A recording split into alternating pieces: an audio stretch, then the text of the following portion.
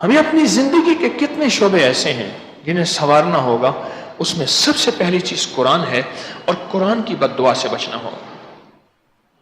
شاید یہ آج آپ کو یہ بات انوکھی لگے کہ قرآن کی بد دعا بھی ہوتی ہے، بڑی سخت ہوتی ہے، بہت سخت ہوتی ہے۔ میرے پاس واقعات ہی واقعات ہیں، میں نے چند بار یہ واقعات بیان کیے ہیں، اس کے بعد کئی واقعات آئے۔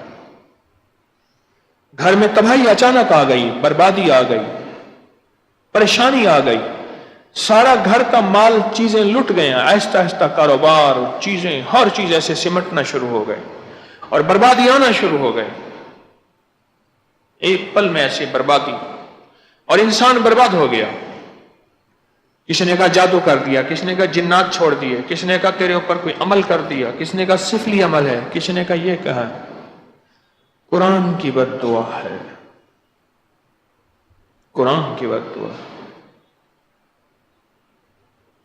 ہمارے بڑوں میں بے شمار اہل کشف تھے جن کو کشف ہوتا تھا، جن کی دل کی آنکھ تھی۔ ایک چہرے کی آنکھ ہے جو میری آپ کی ہے، ایک وہ آنکھ ہے جو دل کی آنکھ ہے، وہ کسی قسمت والی کی ہے۔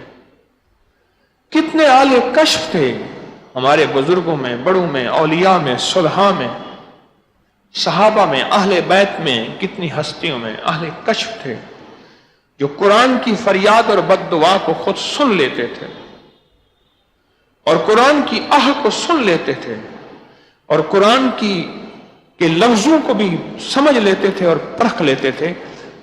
واقعات ہی واقعات ہیں کہ تیرے گھر میں قرآن ہے اور فریادی ہے، اسے کوئی اٹھانے والا نہیں، اسے کوئی پڑھنے والا نہیں، اس پہ غلاف لپٹا ہوا ہے یا نہیں لپٹا ہوا، اور اس کو دیکھنے والا کوئی نہیں ہے۔ وہ قرآن بد دعائیں کر رہا ہے۔